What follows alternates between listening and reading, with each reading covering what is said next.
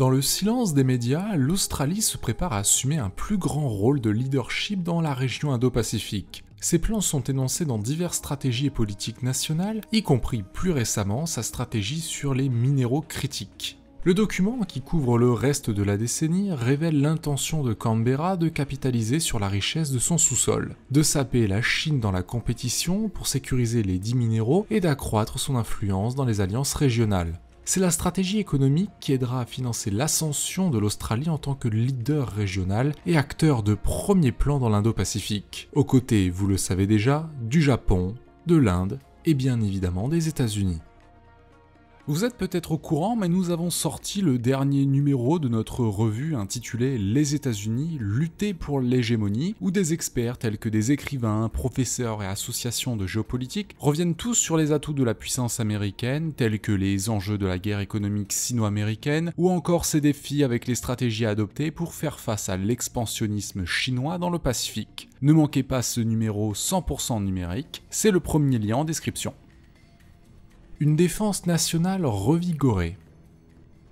Un premier signe des ambitions du gouvernement du Premier ministre Anthony Albanese est apparu il y a quelques mois lorsqu'il a publié son examen stratégique de la défense, répondant aux préoccupations croissantes en matière de sécurité concernant la présence de la Chine dans l'Indo-Pacifique. Le plan de défense mis à jour appelait à la refonte la plus complète de l'armée australienne depuis des décennies. Il s'efforce d'améliorer la capacité de l'Australie à projeter sa puissance hors de ses frontières, y compris sa capacité de frappe et de dissuasion à longue portée. L'examen a également donné la priorité au développement des capacités navales et de l'appui aérien par rapport aux forces terrestres. Dans le cadre de cette nouvelle stratégie, l'Australie achètera des sous-marins à propulsion nucléaire aux États-Unis. Alors, nous ne reviendrons pas sur la polémique, nous l'avons déjà traité à plusieurs reprises, et même l'aspect 100% militaire sur la chaîne Defense Insider. Tout d'abord, ces sous-marins amélioreront considérablement la létalité à longue portée de la marine australienne. De plus, pour dominer ses approches maritimes et dissuader les agressions, le pays augmentera sa portée de missiles des bases le long de sa côte nord à plus de 500 km. D'autres mises à niveau des forces navales comprennent l'introduction de plateformes sans équipage, telles que des drones sous-marins et l'avion de combat Mk-28 Gusbat. Les bases navales du Nord seront modernisées pour servir de centre logistique majeur pour les forces armées. Ils devraient être également capables de servir pour les marines américaines et britanniques dans la région. Plus intéressant encore, l'Australie veut devenir plus autonome dans sa défense. Canberra veut développer les nouveaux missiles à longue portée au niveau national, les projets de développement de sous-marins à propulsion nucléaire nationaux à l'avenir nécessiteront un soutien important des États-Unis, mais le pays continent a l'intention de construire ses propres installations de maintenance pour les nouveaux bateaux. Le gouvernement australien a publié son examen stratégique de défense en avril. Le rapport signale un changement significatif dans les perspectives de défense de l'Australie, promettant que le gouvernement dépensera 19 milliards de dollars australiens, soit environ 11,5 milliards d'euros, dans de nouvelles initiatives, y compris la construction de sa propre force de frappe à longue portée, et réduira de 5 milliards d'euros les 6 programmes de défense existants, principalement liés à la composante terrestre. Les domaines critiques mis en évidence dans l'examen comprennent la guerre sous-marine, les capacités maritimes pour le déni d'accès et le contrôle local de la mer, la défense aérienne et antimissile et les capacités logistiques pour les théâtres expéditionnaires. Le rapport a également souligné la montée en puissance de la Chine dans l'Indo-Pacifique et a déclaré que les États-Unis n'étaient plus le leader unipolaire de la région et a souligné le potentiel de conflit et la nécessité de la dissuasion. C'est donc avec ce pragmatisme anglo-saxon que les Australiens ont pris conscience que le militaire ne faisait pas tout, et que la domination des terres rares par la Chine allait représenter une source majeure de litiges dans les décennies à venir.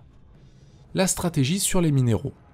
Une stratégie globale de sécurité nationale ne peut négliger la concurrence pour les ressources. Et en ce qui concerne les ressources essentielles à la sécurité au XXIe siècle, l'Australie possède d'immenses avantages. Après la Chine, l'Australie est sans doute le deuxième acteur le plus important dans l'exploitation et la technologie des minéraux critiques, ce qui en fait un partenaire essentiel pour les puissances occidentales. Les minéraux critiques sont essentiels pour les véhicules électriques, les éoliennes, les semi-conducteurs et les batteries. À la fin de 2022, l'Australie avait 81 grands projets miniers de grande importance en cours, évalués entre 30 et 42 milliards de dollars. Son potentiel est beaucoup plus élevé. Canberra estime que jusqu'à 80% de son territoire n'a pas été entièrement exploré pour les minéraux critiques. Cependant, la découverte et l'extraction ne sont qu'une partie du processus. La Chine domine actuellement le traitement et le raffinage des minéraux critiques, ce qui signifie que même si les États-Unis peuvent s'approvisionner en minéraux auprès d'un allié, comme par exemple l'Australie, ils dépendront toujours de la Chine pour les préparer à l'utilisation.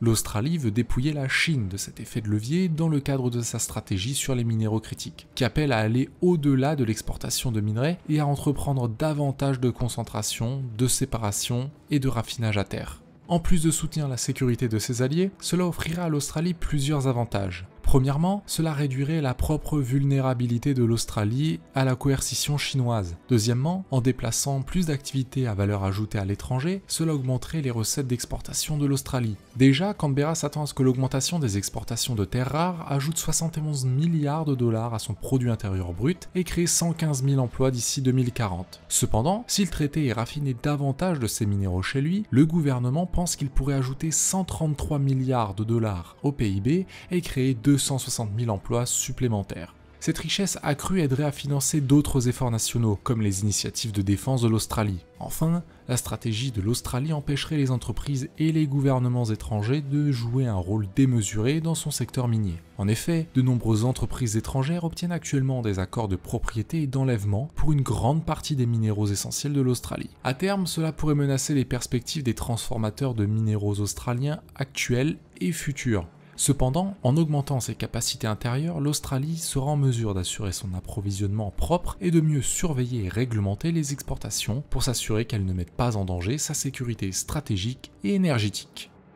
Le développement du secteur australien des minéraux critiques nécessitera des investissements considérables, mais ses alliés sont impatients d'intervenir. En 2022, les États-Unis étaient le premier investisseur étranger en Australie, représentant 24% de l'investissement total, le Royaume-Uni était le deuxième avec 22% et le Japon quatrième avec 6%. En effet, la stratégie de Canberra cible ces pays ainsi que la Corée du Sud, l'Inde, la France et l'Allemagne. L'absence du Canada s'explique par sa propre abondance de minéraux critiques et son activité limitée dans les affaires indo-pacifiques, au-delà de la simple politique et de la diplomatie généraliste. La relation de loin la plus développée est avec Washington, qui partage l'objectif de Canberra de saper la domination de Pékin dans le secteur. En tant que grand producteur de semi-conducteurs, le Japon et la Corée du Sud souhaitent également garantir un accès fiable aux intrants essentiels tels que les minéraux critiques. L'Inde, qui vise à absorber une grande partie de l'activité manufacturière quittant la Chine et à développer ses industries de fabrication et de véhicules électriques. L'Inde a notamment signé un accord avec l'Australie pour un partenariat d'investissement dans les minéraux critiques. Les deux pays sont également en pourparlers sur un accord de coopération économique globale qui inclura probablement la chaîne d'approvisionnement en minéraux critiques. L'Australie travaille également avec ses partenaires Quad, à savoir les États-Unis, l'Inde et le Japon, sur une stratégie visant à développer des chaînes d'approvisionnement sécurisées en énergie propre. Les défis australiens. Malgré toutes les promesses de la stratégie australienne en matière de minéraux critiques, il existe 3 faiblesses importantes. L'une est la pénurie de main-d'œuvre qualifiée. Le secteur minier australien compte actuellement 10 000 postes vacants avec 25 000 postes vacants dans le secteur manufacturier. Les diplômés récents des universités ont manifesté que peu d'intérêt pour le secteur. Deuxièmement, l'infrastructure nationale doit être développée. Le gouvernement prévoit d'utiliser des fonds publics associés à des investissements privés pour s'assurer que ces routes, ces chemins de fer et ces ports peuvent suivre le rythme de son développement critique des minéraux.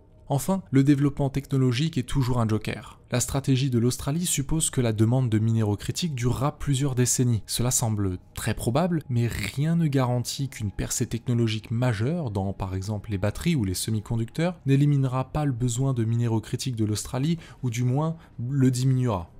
La vision de l'Australie de devenir une puissance régionale importante est à long terme. Les mises à niveau des navires de la marine mettront plus de 10 ans à arriver. Il faudra également des années pour mettre à niveau les bases du Nord. Canberra aura également besoin de plusieurs années pour découvrir et développer de nouveaux gisements de minéraux critiques et pour construire des installations de traitement et de raffinage. Mais tant que les terres rares seront d'une importance critique et que la Chine constitue un adversaire géopolitique pour l'Australie et ses alliés, la stratégie à long terme de Canberra repose sur une base solide, à savoir la diversification de ses activités commerciales dans les secteurs clés de l'économie mondiale, le tout avec le soutien des plus grandes puissances régionales et internationales. Merci beaucoup d'avoir regardé cette vidéo. En 2023, vous êtes plus de 66% à regarder nos vidéos sans être abonné. En vous abonnant et en mettant un j'aime, cela aide YouTube à comprendre que vous appréciez ce contenu et vous permet d'être notifié des prochaines mises en ligne. De même, suivez-nous sur nos réseaux sociaux pour du contenu régulier ou encore achetez le dernier numéro de la revue. Merci et à la prochaine!